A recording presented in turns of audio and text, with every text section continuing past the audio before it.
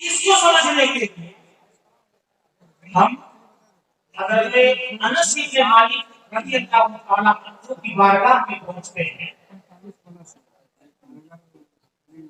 حضرت انس بن مالک روایت کرتے ہیں سرکار نے ارشاد فرمایا لا يؤمن احدكم حتى اكون احب اليه من والده وولده والناس اجمعين.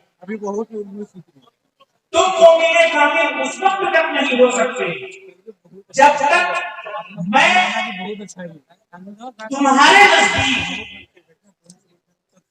والدین سے بال بچوں سے اور ساری کائنات سے زیادہ محبوب نہ ہوں. ساری کائنات سے زیادہ جب تک میں محبوب نہ ہو جاؤں تب تک تم کامل مومن نہیں ہو سکتے. اب میں صحابہ کرام کی حیات سے اس کے دو نمونے آپ کے سامنے رکھ کر کے رخصت ہو جانا چاہتا ہوں. دیکھیں صحابہ کرام کی محبت کا انداز کیا تھا. حضرت عبداللہ بن عباس روایت کرتے ہیں سرکار دو عالم صلی اللہ علیہ وسلم کی مجلس میں صحابہ کرام بیٹھے ہوئے تھے. ایک کے ہاتھ میں سرکار نے سونے کی انگوٹھی دیکھی, اسے اتارا اور پھینک دیا. سرکار نے انگوٹھی اتار کر پھینک دی. مجلس ختم ہوئی.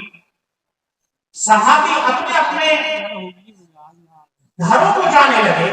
سرکار تشریف لے گئے. کسی صحابی نے ساتھیوں میں سے کسی نے ان سے کہا کہ جناب سونا مردوں کے لیے حرام ہے, یہ قیمتی دھات ہے, مردوں کے لیے حرام ہے. سرکار نے تمہاری انگلی سے اتار کر پھینکا ہے, اب اسے اٹھا لو, تم استعمال نہ کرنا. اور ہماری بیوی استعمال کرے, تم استعمال نہ کرنا, نہ پہننا. اسے دیکھ کر کے کسی کام میں لے آنا. قربان جائیے اس صحابی کی محبت رسول پر. وہ اپنے دوستوں کو کہتے ہیں واللہ ما آخذ ما کرہ النبی صلی اللہ علیہ وسلم, قسم خدا کی جس کو میرے آقا نے پھینک دیا میں اسے نہیں اٹھا سکتا. جس کو سرکار نے پھینک دیا پھینکنے سے پہلے وہ سننا ہوگا. سرکار نے پھینک دیا, اس کی حیثیت مٹی سے بھی بدتر ہو گئی.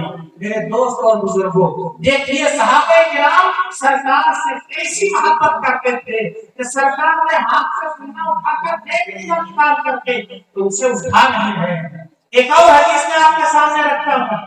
حضرت انس بن مالک اس کی راوی ہے, فرماتے ہیں حضرت انس بن مالک سرکار مدینہ شریف میں گردش فرما رہے تھے صحابہ کے ساتھ.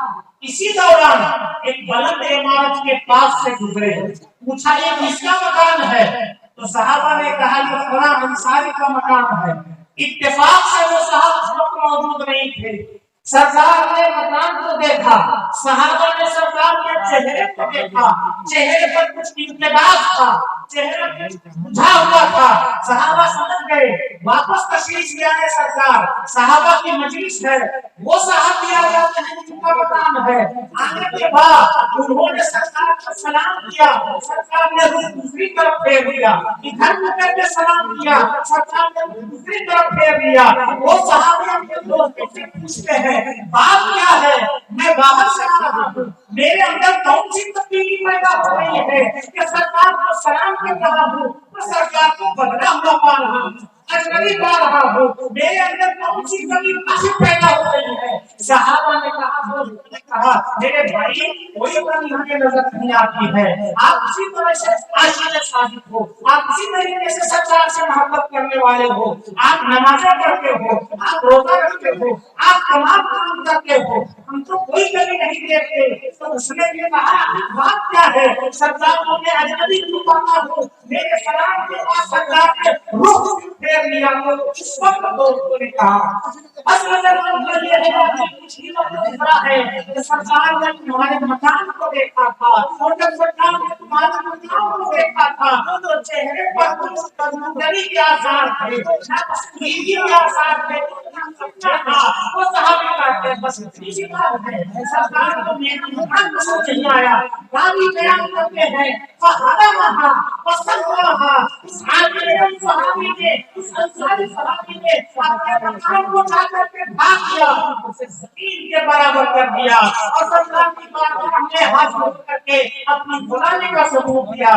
میرے دوستوں بزرگوں، ہم اور آپ بھی قرآن کا دعویٰ کرتے ہیں، وقت میں اتنی بھی گنجائش نہیں کہ میں اپنے دو جملے کو تیسرا بنا سکوں۔ ہم اور آپ بھی غلامی کا دعویٰ کرتے ہیں، ہم اپنے گریبان میں جھانک کر کے دیکھیں کہ تصور میں تو ہم سرکار کے زمانے میں پیدا ہونا چاہتے ہیں، لیکن جو واقعہ ہے، جو حقیقت ہے، اس حقیقت کی دنیا میں ہم سرکار کی غلامی میں کس قدر ہیں۔ سرکار نے صحابہ کی انگوٹھی کو پسند نہیں کیا، اسے پھینک دیا۔ صحابہ نے سونا ہوتے ہوئے اس کو فکری سے بدتر سمجھا۔ سرکار نے صحابی کے بلند مقام کو پسند نہیں کیا، بلندی کے باوجود صحابہ نے اس کو جا کر کے ڈھانپ دیا، اپنے ہاتھ سے اپنا مقام ڈھانپ دیا مصطفیٰ کی رضا کے لیے۔ اب آپ سوچو سرکار چہرہ کیسے پسند کرتے تھے، آپ سوچو سرکار پیشانی کیسی پسند کرتے تھے، آپ سوچو سرکار قیادت کیسی پسند کرتے تھے۔ آپ مارچ کو یہ مثال حفظ قرآن ہے، جس طرح یہاں ہو اسی طرح وہاں جا کر کے دیکھنا قرآن کیسے پڑھا جاتا ہے مصطفیٰ کی رضا حاصل کرنے کے لیے۔ الحمدللہ۔